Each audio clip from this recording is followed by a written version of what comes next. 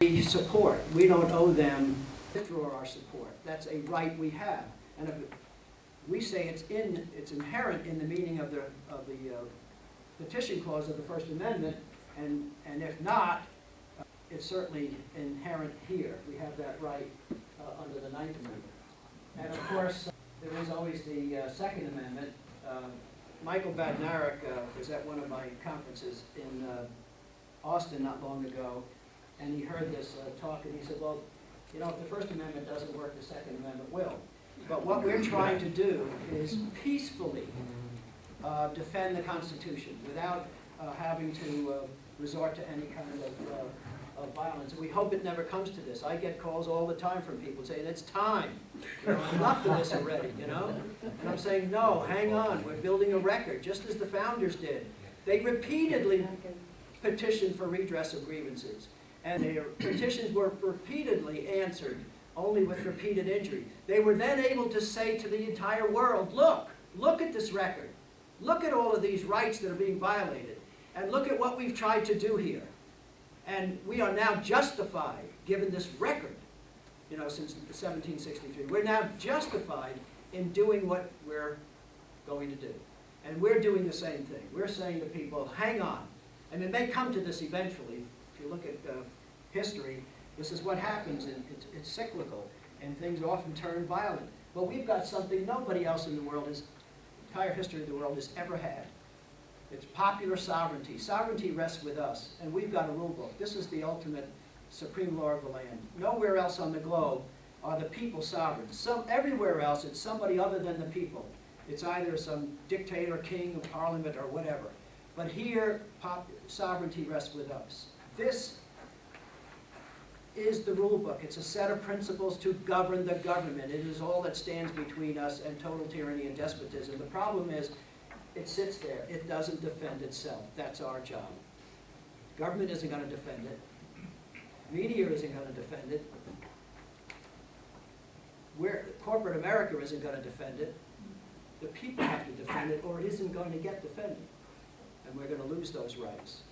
A lot of our research rests on 10 law review articles that were published in 1986. And you find these on our website, and you can link to them and read the entire law review article. All of these law review articles deal with this right to petition. We strongly urge you to look at this one by Gregory Mark. He's actually at Rutgers, but he published his article in the Fordham Law Review. And this one by Akil Amar, it's published in the Yale Law Review. Those two documents are thorough, exhaustive histories of the right to petition. And all of these were published around 1986 or 87. And you might wonder, well, you know, there was no law review article before 1986, and there haven't been any since these. What happened in 1986 to wake up the law schools and these professors to write about the right to petition, to focus on that issue? Here's what happened. Ronald Reagan had nominated somebody to be a federal judge. Well, there was a citizen who didn't think that this person was eligible, you know, or was qualified, rather, to be a federal judge. So he wrote the president a letter, and he sent copies of that to the House and Senate Judiciary Committees. Well, the guy didn't get the job, and he was very upset, so he sued this citizen. And the guy got a lawyer, and he went to court, and one of his defenses was, hey, I was just petitioning for a redress of grievances. That case went to the Supreme Court, McDonald v. Smith. That case went to the Supreme Court, and the Supreme Court said this: just as the right of free speech is not absolute, you don't have the right, for instance, to yell fire in a dark, crowded theater, the Supreme Court said the right to petition for redress of grievances, the right to petition government for redress of grievances, is not absolute. You can't libel somebody. Well, they mentioned the right to petition, and these law schools said, what's that? You know, none of them. They don't teach it in school. I mean, it was just, no court has ever had it before them before. They've never, you know, declared what it means. And so they dug in, and this is the result of their work, and thank God, because it gives us an extensive history of that right to petition.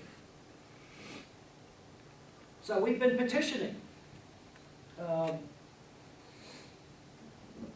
These are some, these and the next few. We've petitioned for redress of various grievances. It's admitted now, people who were there, it's common knowledge that President Bush wanted to go into Iraq from day one of his initial administration, his first term.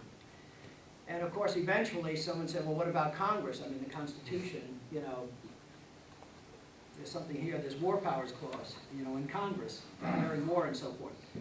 And so the White House prepared something called the Iraq Resolution, and they sent it over to Congress. And in the House, it fell to the House International Relations Committee, chaired by Henry Hyde.